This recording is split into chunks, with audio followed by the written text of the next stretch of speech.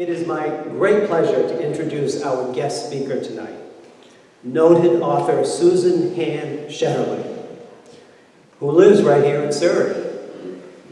Her latest book, Seaweed Chronicles. How many of you saw the bunch of seaweed up front? Hopefully that helped draw. Her latest book, Seaweed Chronicles, is a fascinating look at a plant species that seems to be everywhere, but a lot of us don't know much about it. And the way to learn about it is to listen to Susan, which is what we're going to do right now. Susan, would you like to come up?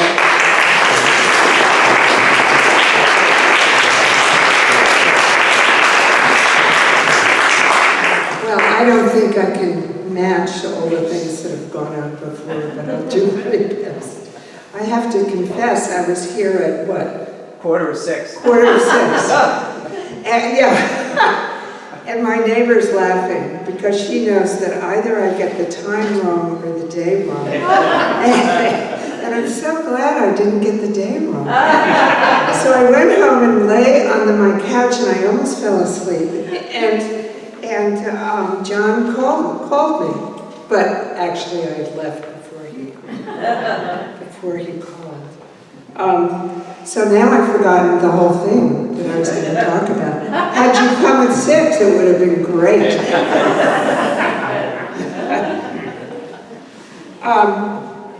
So I've made notes tonight, and also I'm beginning to think maybe I don't need to do that anymore, because what one is afraid of when one writes a book like this that is full of stories and a lot of facts is that you're going to forget something, or you're going to get something wrong. And so I have a tendency to write it down, but I don't need to do that perhaps. So I'm going to be half talking to you off the cuff and half reading. What I was thinking when I drove over here the second time was that we are a town with a lot of water. We've got fabulous ponds, we've got, of course, terrific streams, and we have so many salt bays, really. It's astonishing. We are a watery town, and we also have a lot of wetlands. Seaweeds, I have to tell you how I came into the process of writing a book about seaweeds. I did not wake up one morning and say to myself, gee, I really have to write a book about seaweed. Because so many people would read it. I consider myself an essayist, although my son tells me now that I should refer to my essays as chapters. that sells better. Put them together and call them chapters. But I was going over a series of essays for a next book with my agent, who has an office in New York City.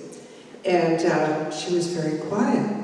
And so I was saying I would occasionally say, Charlotte, are you still there? And she said, yes! And then she'd get quiet again when I was describing these wonderful ideas. And then I came to going out with Andrea De Francesca, who some people may know. And she harvests kelp. And she goes out in a boat and harvests kelp.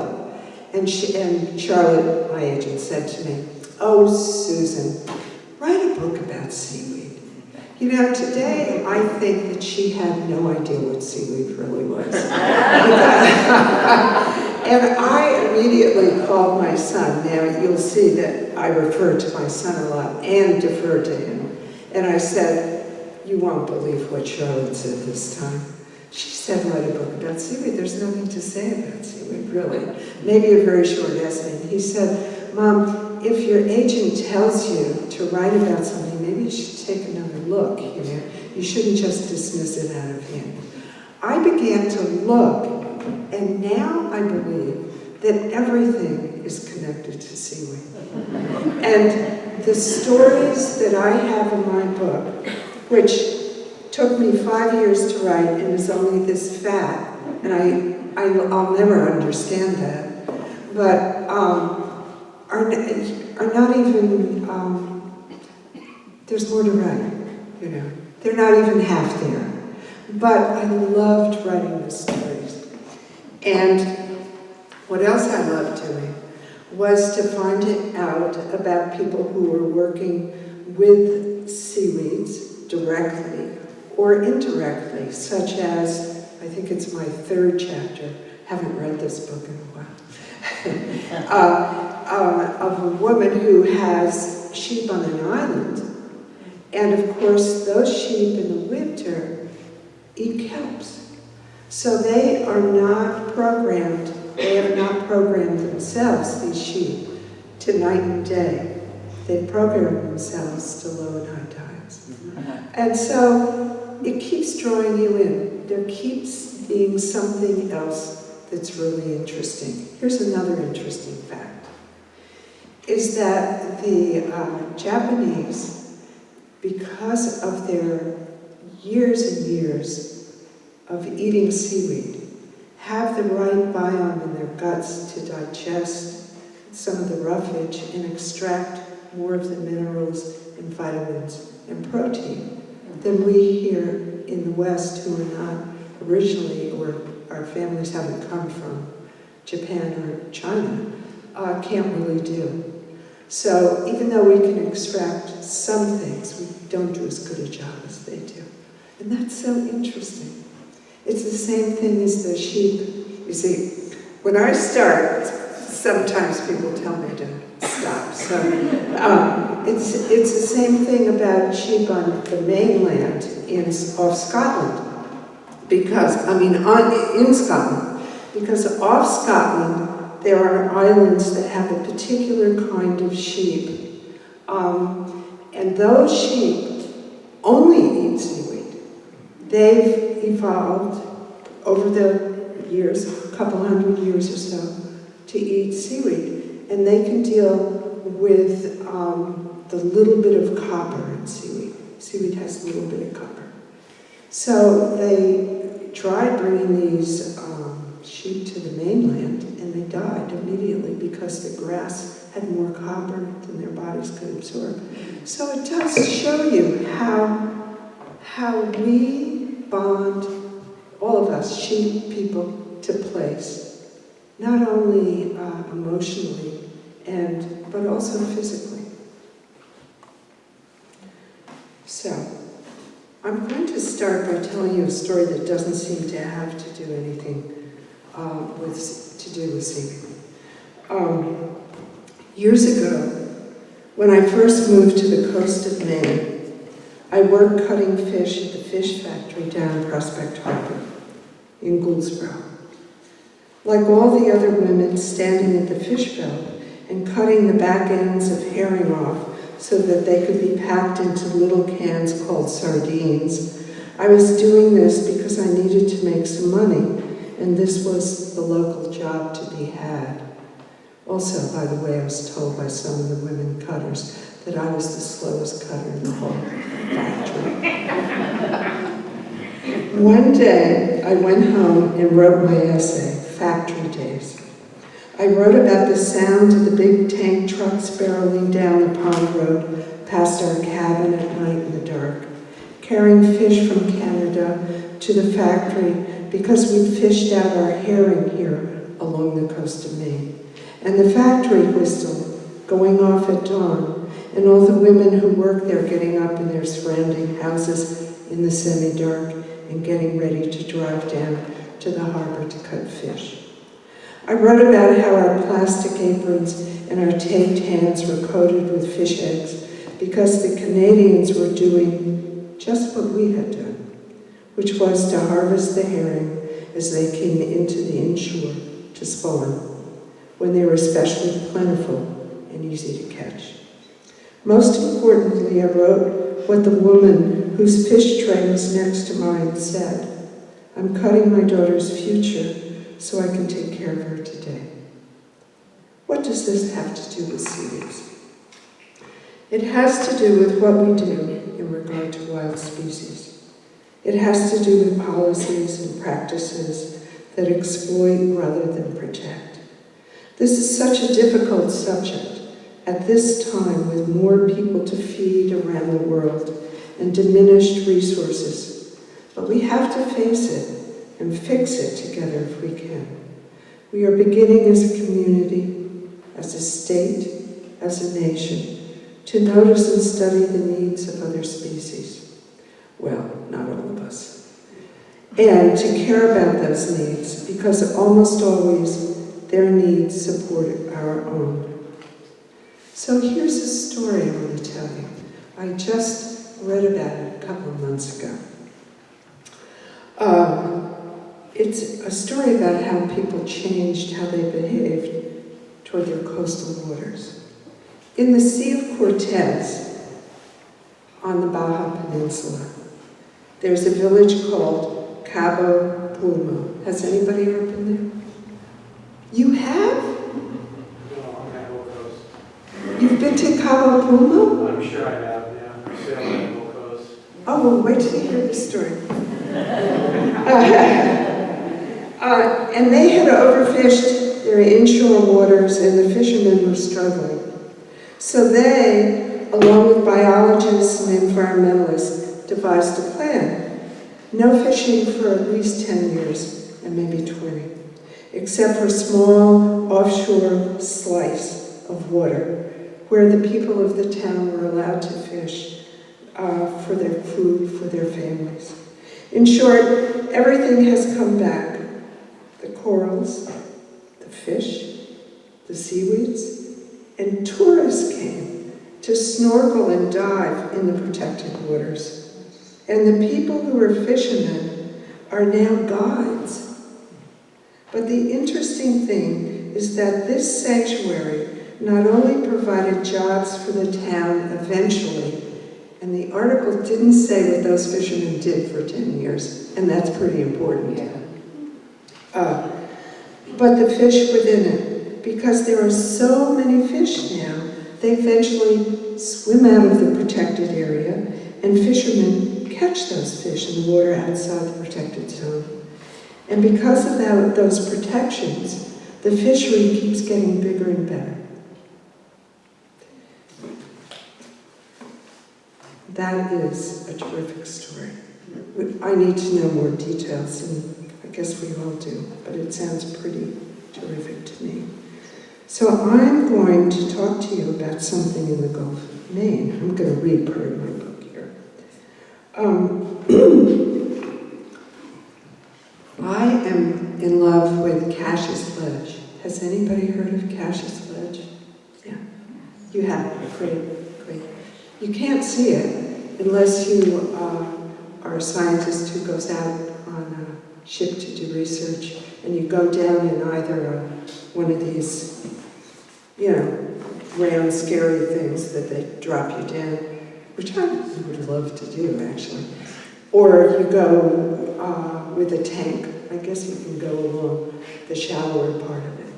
But when you go home tonight, your assignment is to go into your internet and look up Cash's Ledge and look up the images from it, because it'll knock your socks off. So, here's what I've written. When we speak about the oceans, we don't always picture them as three-dimensional places. Most of us, because we live in this world of land and sky, see in our mind's eye the water's surface and the pitch of the waves, islands at the horizon, gulls in flight. It is like looking down at a jungle canopy and seeing leaves. The leaves are there, of course, and important, obviously, but that's just the beginning, or maybe the end, of what jungles really are. I carry around in my mind Cash's Ledge, 100 miles off the Massachusetts coast in the Gulf of Maine. Conservationists and scientists have fought hard to keep it from the blunt pressure of encroaching fisheries, appealing to people who live by the Gulf, and that's us, to support its continued protection.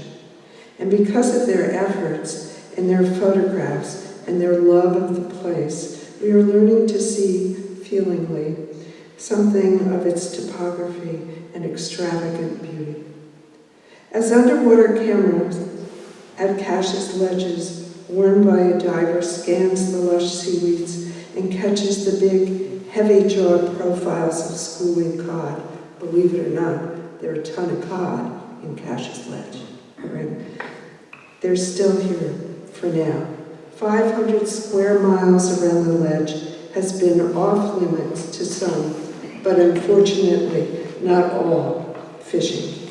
And those federal protections, although continually challenged, are still in place. If there are jewels in the crown of the Gulf of Maine, and there are many, Cash's Ledge may be the one that concentrates and reflects the most light today.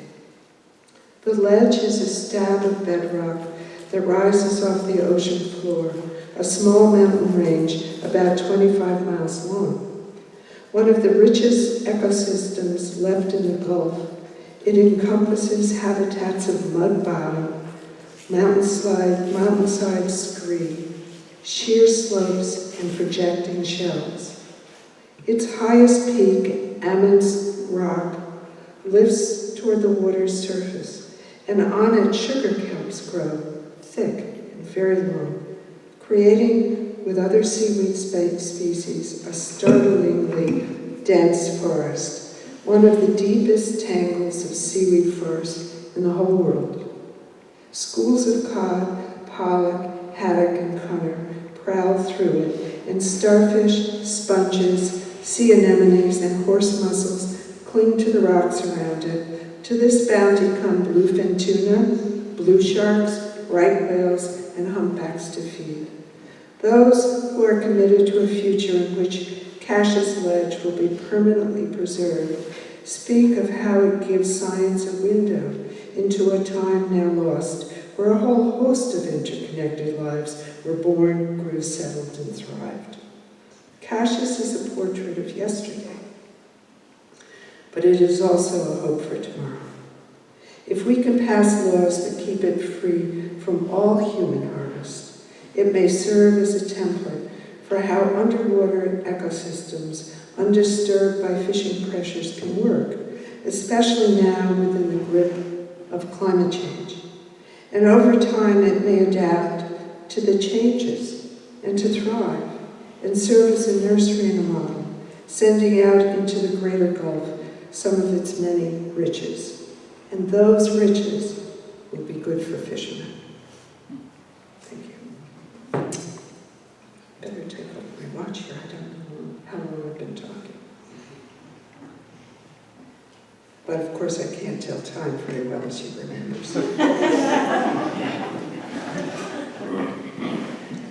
Seaweeds here along this coast have been cut for centuries to enrich kitchen garden soils and occasionally for food.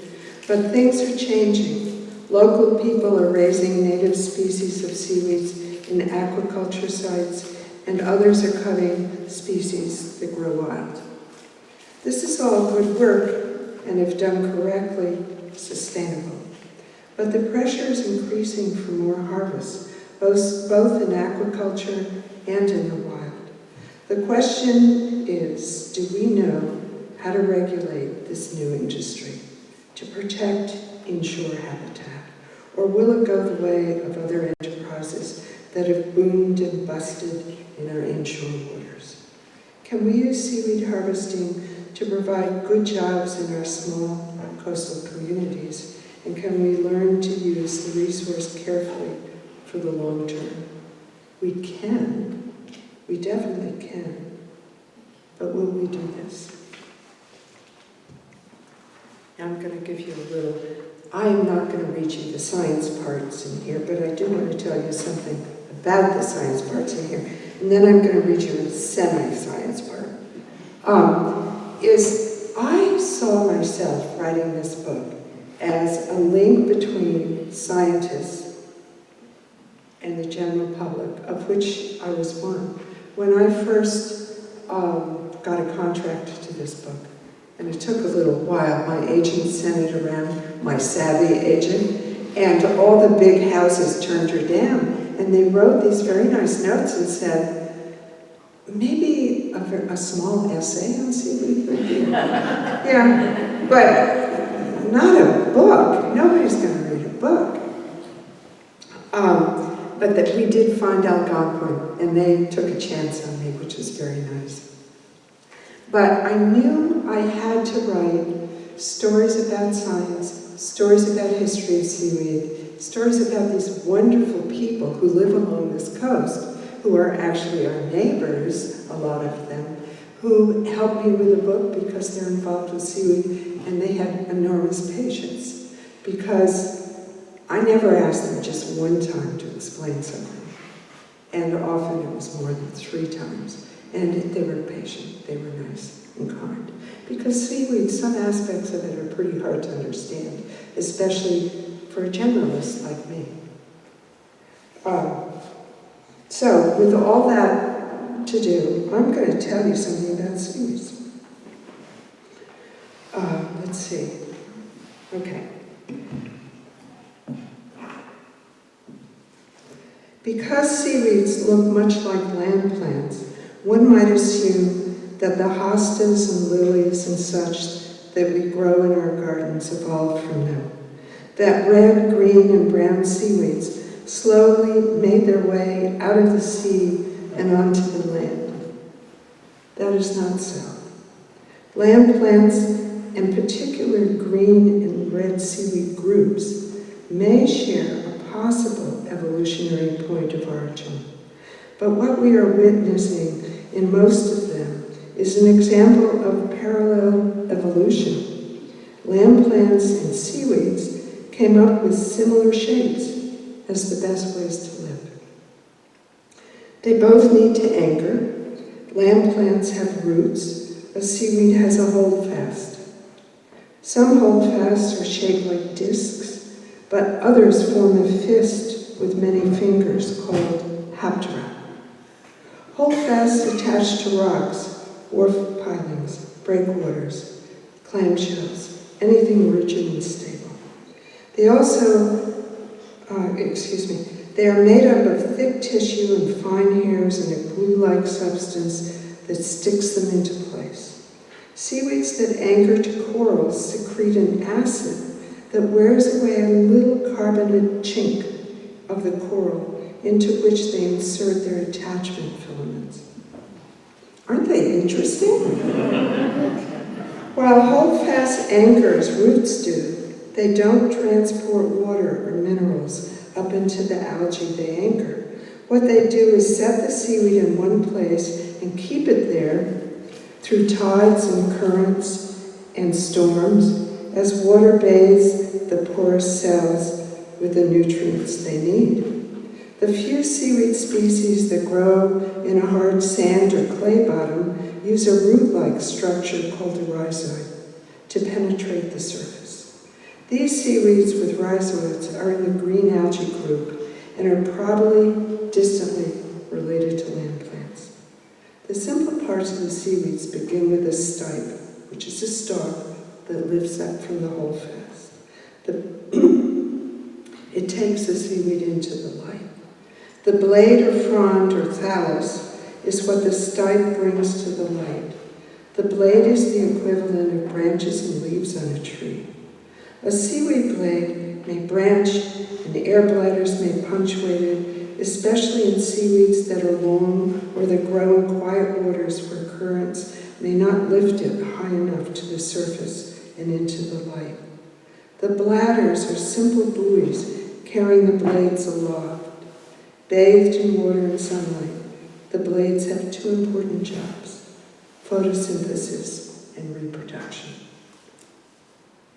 Let me take off my shirt. I thought it was chilly tonight. It's hot up here. What? It's getting warm. It's all your body heat.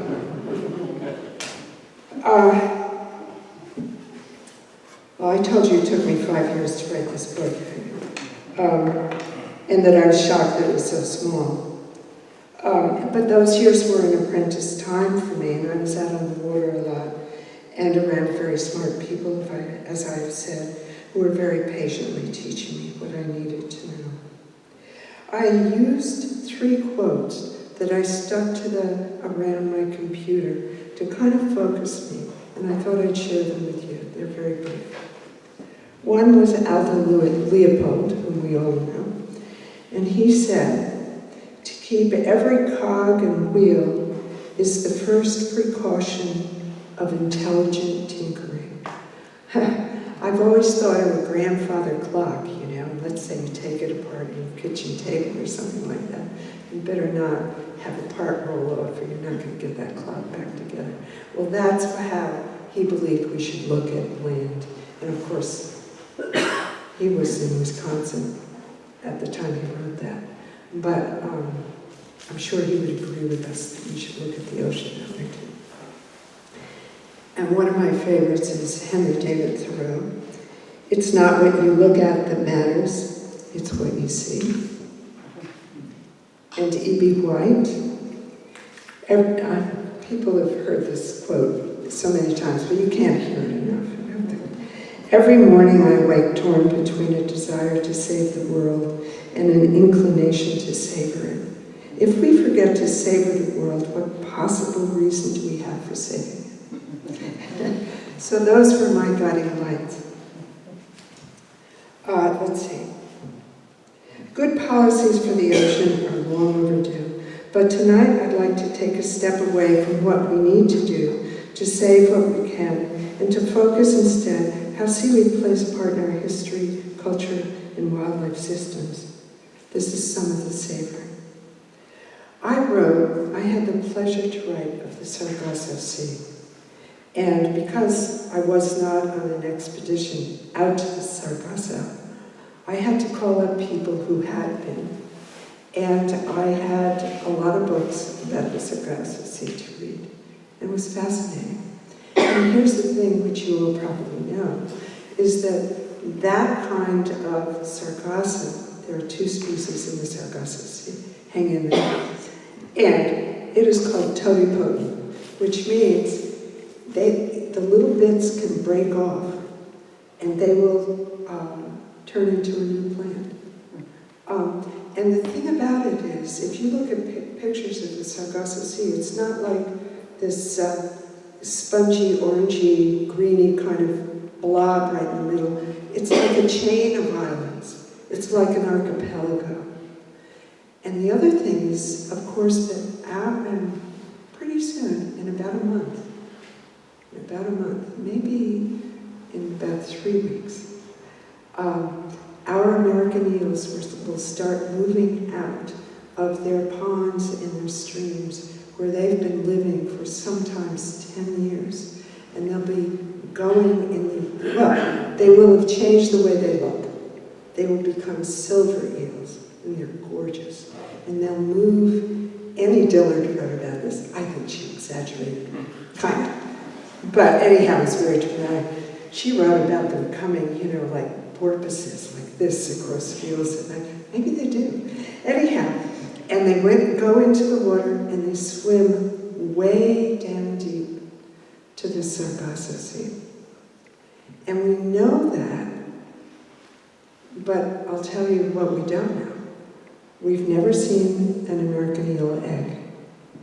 We've never found a body of a dead American eel, as far as I know, unless they found it since my book was published. And the only thing that we've found are these strange little things that kind of stick in the seaweed, and they look like elm leaves. They're baby eels. They don't look at all like eels. And pretty soon they change shape and they become those glass eels. You know what that? As they travel up the coast, our east coast, and then nobody understands why they would choose to do this. Some break off and go to the Carolinas, some go into Virginia, Maryland, you name it. So they're coming out of the Gulf Stream and they're going into these little streams where they will grow up and live for a long time. And then they get to Maine, and we're the only ones, I hate to tell you, you know what I'm going to say, who harvest them. Except for North Carolina. I think North Carolina has 3 harvest licenses. Enough said about that. But it is interesting, because in Europe, they've stopped the harvesting. You're allowed to transfer European eels, which are very much like American ones, and they come up too, and they curl around and they drop off going down Europe. I mean, it's fascinating. Everything's so complicated when you start to read about it. But the Europeans now have a law that I assume is still in place, in which you can transfer eels from one body of water to another to try to repopulate the eel population. But you can't harvest them because there are too many have been harvested and there are very few left.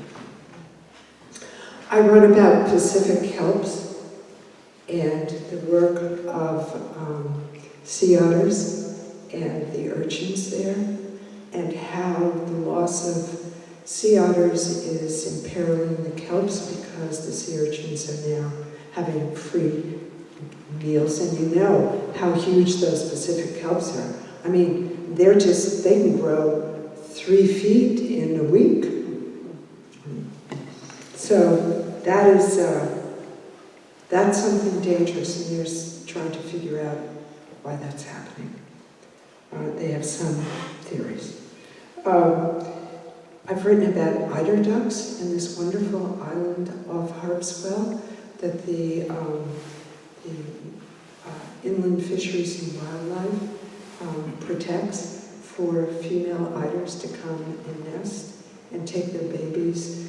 After they nest, they take their babies straight across water, open water, babies, you know, to the mainland, because it's easier for the babies to go along the mainland and rest in ascophyllum, which is the kind of seaweed that you see next to the shore that's mustard colored. And the babies need that seaweed because when they're bobbing and feeding, they need to rest, so they rest on the seaweed that comes up and floats on the top of the water like that. They rest there. And then the seaweed, of course, has so many things to eat, then they just kind of go down a little bit and eat, come back and rest. They're so buoyant, they can't hunt food from the bottom, at the bottom. They can only stay at the top of the seaweed. So, I've learned a lot of stuff. So, I'm going to read a few more things. And then I'm assuming maybe somebody has a question. Is that right? Are we doing okay with time? Great. Okay. Don't stop. What? Don't stop. Oh, okay. Now, I don't know why I didn't write down the prologue. I'm going to start, I'm going to go back and read you something about the prologue. Oh, I know why. Because I see my neighbors here, crazy people that they are, and I've read the prologue to them so many times. It's embarrassing. But the heck with that, I'm going to read you the prologue. So, down East Maine, where I live, is for me the most beautiful place on earth. Even in February, even on a dark day and a sharp wind. It is ledge and cobble, spruce and white pine, mudflats that glisten like a harbor seal's wet pelt, low-tide rocks covered in layer upon layer of seaweeds, and a horizon straight east across the water into sunrise in Canada. No frills. It has been for me, and I think for so many others who live here, William Blake's Grain of Sand, a teaching place, and we have learned something of the world from it. Within the wild fabric of the shore, in its many coves and bays, seaweeds and other lives, from barnacles to fish to birds, are bound together as they are along the shores of other places in the world. It is a tightly woven warp and woof of life, an ancient and essential system of give and take. In April, we stand at the shore and see long lines of blackbirds, rising and falling in undulating flight at the water's horizon, homing to their nesting islands. They are double-crested cormorants. They build their nests out of sticks and grass and the seaweeds they've ripped from underwater. Flocks of robins return. Eastern phoebes come back to the porch eaves. Both in a cold snap seek out the windrows of seaweed that lie in the sun above the high tide line. There, in the warm, rotting tangles, kelp flies and their larvae flourish. From deep underwater wintering places, adult lobsters lumber toward the inshore waters, where their young find both shelter and food in the rocky seaweed beds. Fish tend toward the shallows, too, to the wealth of food and protection in the dense underwater forests. The common periwinkle moves on its slippery foot onto the rocks in the intertidal zone, where it feeds on microscopic algae, green seaweeds, and the mucus trails of other snails. Broken strands of seaweed, if they don't wash up in a tide, float in mats out into deeper water, leaky kontikis carrying a host of small and edible inshore creatures with them before they sink to the bottom. These mats attract fish and birds, such as phalaropes, Bonaparte's gulls, and Leach's storm petrels, for the sudden gift of food they carry, and often in migration, birds use them as rest stops. Eventually, all the bits and pieces torn loose in a summer storm, the seaweed detritus, spin into the deep and disintegrate, enriching the planktonic life of the Gulf, and thus enriching all the creatures living in this water, from jellyfish to whales.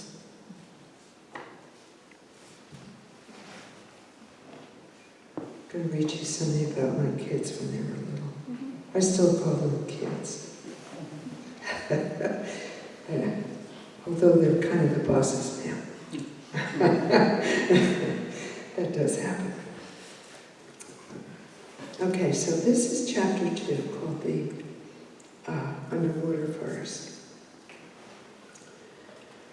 When my children were small, I took them to the shore. It would be low tide, and we walked over the pebbly mud and parted the seaweed strands, the bladder racks and the knotted racks, attached to the big rocks that the glacier had dragged with it from many miles away. We peered beneath the seaweeds. The outer layers had dried in the air, but the underlayers held a briny wetness that made the creatures we found within especially bright.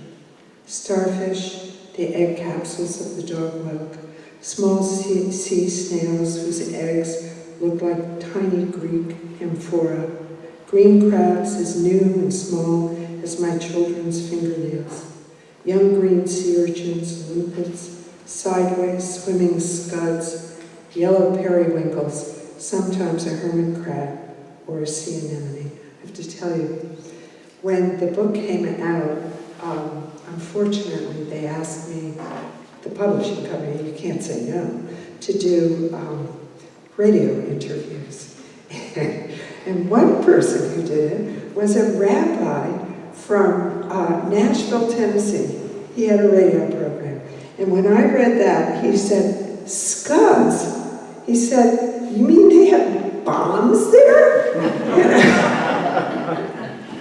I was so tongue-tied and shy on the radio, I just kind of laughed. I didn't answer him. So he thinks we have bombs here. It seemed right somehow to be bringing young and growing children to the edge of the bay where life had evolved so far back in time that it was hardly imaginable, as if this place with its seaweeds were the proof we needed that we had come from a world of water and that everything might have looked at one time something like this.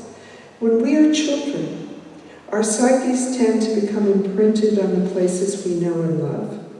And for many of us, that edge where water and land meet is one that stays with us all our lives.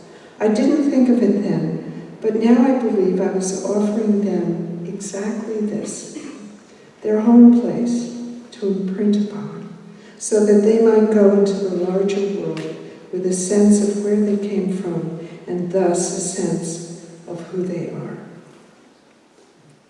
After we left, the tide came back, and the various species of seaweeds lifted into the water.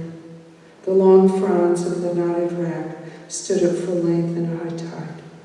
The ribbon weeds and the sea lettuce would blend in the water's would bend in the water's pulse. The purple laver and the Irish moss would start to glow as the sun reached them through the polish of the rising water, and the lives within them began to stir. Fish moved over them and into them, feeding. The crabs skimmed down from their low-tide hiding places and scuttled across the bottom. The ducks were come, the mergansers hunting fish and crabs, the black ducks puddle dunking in the shallows for snails and clamworms, and the elegant female eider duck escorting their buoyant ducklings. Shall we stop now and have questions? It's 8 o'clock. Does that sound good? Does that sound good? Do you have questions? Yes? Do you know what's going on with this sargasso sea now? I've heard that there was a lot of issue with different rules, but I haven't had a chance to really read about it. Isn't there some sort of crisis down there now? With sargasso. Yeah. Yeah, oh yeah, with actually sargasso, yeah, thank you. Yeah. Oh, no, I wasn't correcting you. I didn't hear you. Oh, but both the seaweed in the sea. Yeah. Well, the answer, of course, is every answer when you start to look at the biology of a system, the answer is going to take an hour and a half to explain. But it'll take me a little bit. So here's this. There are many species of sargassum. There are 2 species that make up the Sargasso Sea. And that, just leave those aside because they're not the ones we're talking about. Then there's sargassum that is in the Gulf of Mexico and in the Caribbean. And they are often attached to rocks, but they can also detach and float in mats. So what has happened? The one thing that's happened is because there is so much cutting and making of pasture in the Amazon, that the river is getting polluted. It has a lot of nitrates in it. Am I saying it right? Nitrates. And the nitrates are flowing out into the sea, and you would think that they would either spread or maybe go south. Oddly, they go north. So there's this dark stream of water from the Amazon, and then it just curls right into the Caribbean and into the Gulf of Mexico. But it's not just the people along the Amazon who are making trouble for the people and the wildlife in the Caribbean and the Gulf of Mexico. But it's also how those small islands and also the mainlands around are managed as far as septic, as far as all kinds of forest runoff, many things. And you get that, and then you get a little bit of, climate change, a little bit of warming, and that sargassum just explodes. And it's not going to stop until we do things differently, And the thing about it is we're so darn smart, but it's so hard to change our ways. I just read something, it was Jonathan Franzen. He said, it's so much easier to think about what we're going to have for breakfast than how the world should look in 20 years. And I think he's right. Well, it's obviously easier, but we're almost programmed to wonder what we're going to have for breakfast. And we're not programmed to what it's going to be like in the future. I have a question. The recent news stories in the past year about the coast of Maine and harvesting, I think Canadian companies have been coming in and harvesting. Yeah. So I believe there's a law that the owner of the shoreline, the private owner, has to give permission. Right. Do you think that's a positive step? Or is it just that people want to get permission and get personal payment for it? I mean, do you think it will help conserve the resource? John, let me tell you, every time I give a talk about my book, I drive and I say to myself, I hope they don't ask that question.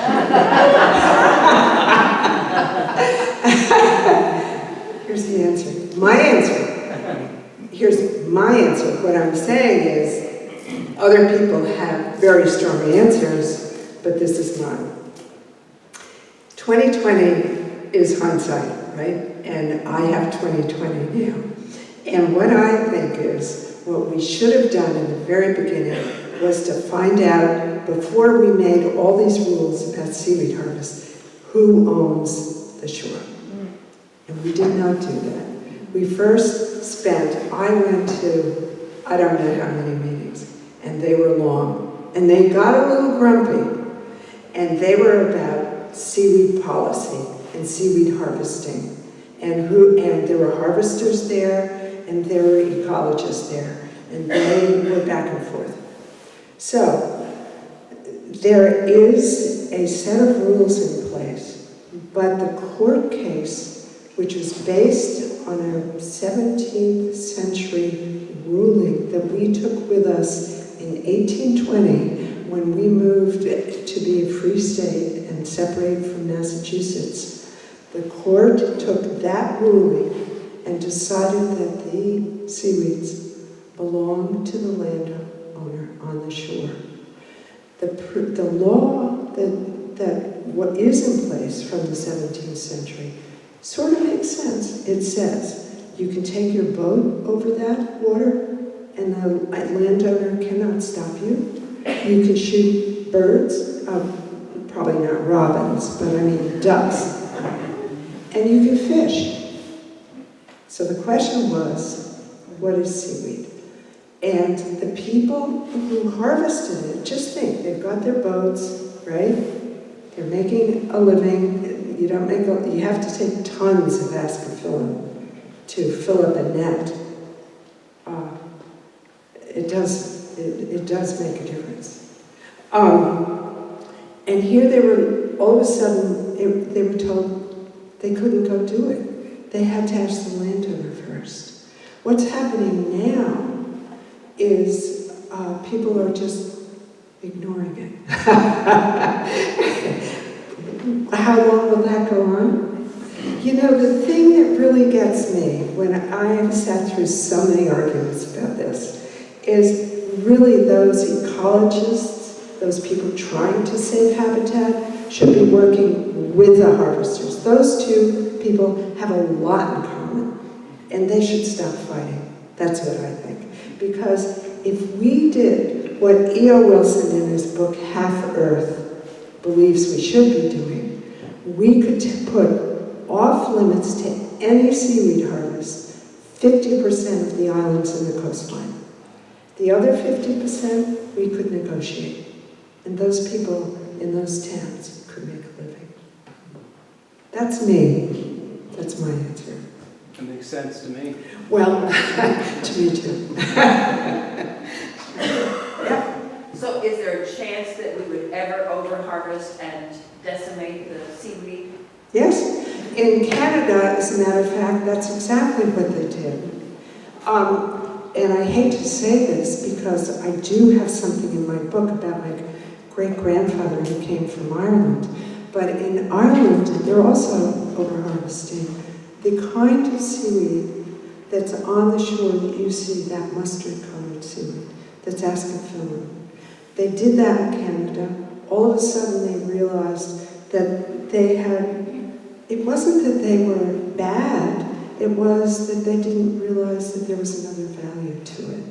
And the thing is that we have to think of everything in the ocean, well, probably on the land too, as a big spider web. When you touch one of those threads and the whole web vibrates. But they overcut. And then they recognized that. And they made new laws, and they're stricter than ours now. But they learned from their mistakes. Yes? Any idea how many different species of seaweed are in Maine? I used to know. I think it's about 250 because I'm not sure, let's say around. because I remember that Ireland had twice as many. Isn't that amazing? Yeah. But here's the thing about species of seaweeds. Sometimes scientists think that there are two different species. They're actually come to find out, after a lot of study, that they're the same species. They have two different life stages. Seaweeds are confusing. They're not as simple as they look. Any more questions?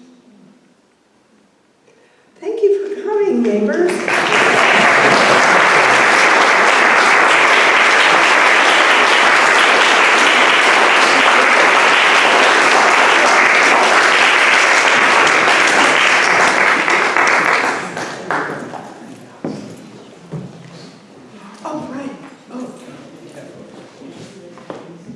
Thank you very much. They're books in the back. Susan will be signing books, if you like, in the back. There are two of her, not just this book, but the previous book on the table in the back. And at some point, she'll be sitting at the chair back there if you'd like to have your copy signed. And so that basically concludes the evening. We do have refreshments as usual and time to socialize, so please help yourselves. And thank you all for coming.